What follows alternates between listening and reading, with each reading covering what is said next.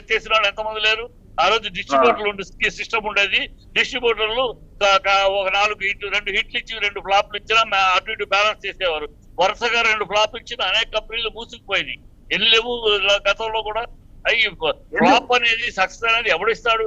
మహామహా డిస్ట్రిబ్యూటర్లు కూడా కాదు. మహామహా డిస్ట్రిబ్యూటర్లు చివర శంకరాభరణం లాంటి సినిమాని పూర్ణ పిక్చర్స్, కామరాజు, నవీగ వాళ్ళు అందరూ ఇది ఒక సినిమానా, ఈ సినిమాను చూస్తారా? ఎవడో చెప్తే లక్ష్మీ ఫిలిమ్స్ లింగమూర్తి ధైర్యం చేసి రిలీజ్ చేస్తే అది కొట్టింది జాక్పాట్. అంతకుముందు మరి ఈ సినిమాను కూడా చూస్తారా అన్న వాళ్ళే. అది గడ్డం పెంచుకున్నాడు ఏడిది నాగేశ్వరరావు ప్రొజెక్షన్లు వేసి.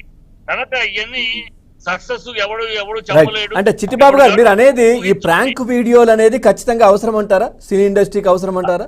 అవసరం లేదు, కానీ ఇవాళ సోషల్ మీడియా పెరిగి దాన్ని కంట్రోల్ చేయలేము.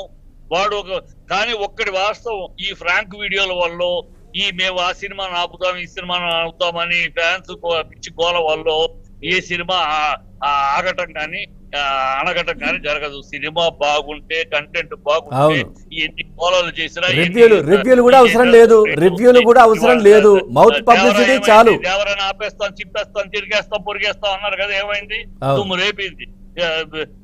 ఇదేమైంది, ఆపేస్తాం, ఇదే ఆపేస్తాం అన్నారు కదా అల్లు అర్జున్ పుష్ప 2 ఏమైంది?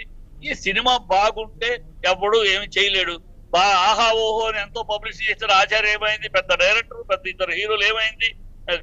సూపర్ అందగారైన మహేష్ బాబు హీరోగా ఉన్న గుంటూరు కారం ఏమైంది? అంత పబ్లిసిటీ చేస్తే ఏమి? సినిమా బాగుంటే, కంటెంట్ బాగుంటే ఎవరైనా చూస్తారు. ఫోన్ కొంచెం దూరం పెట్టండి చిట్టిబాబు గారు ఫోన్ కొంచెం దూరం పెట్టండి. ఫోన్ కొద్దిగా దూరం పెట్టండి.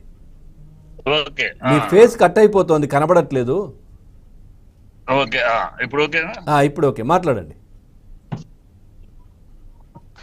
కనుక సినిమా సక్సెస్ ఫెయిల్యూర్ అనేది బట్టి లైఫ్లు ఉంటాయమ్మా.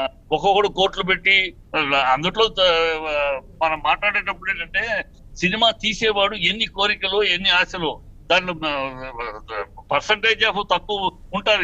ఏ ఫీల్డ్ లో అయినా పర్సంటేజ్ ఆఫ్ క్రూ పర్సన్స్ ఉంటారు. అలాగే సినిమా ఫీల్డ్ లో క్రూ ప్రొడ్యూసర్లు, కొంతమంది అస్తవ్యస్తమైన ప్రొడ్యూసర్లు ఉండొచ్చు.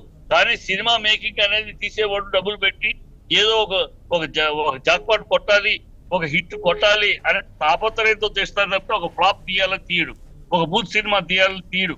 ఎవడో అలాంటి బూత్ సినిమాలు తీసే ఉండొచ్చు దౌర్భాగ్యం. దాన్ని బట్టి ఇండస్ట్రీ మొత్తం అలా అనుకోవక్కర్లేదు. మనం ఒక ఇండస్ట్రీని సక్సెస్ఫుల్ గా వచ్చేవాడు అనేక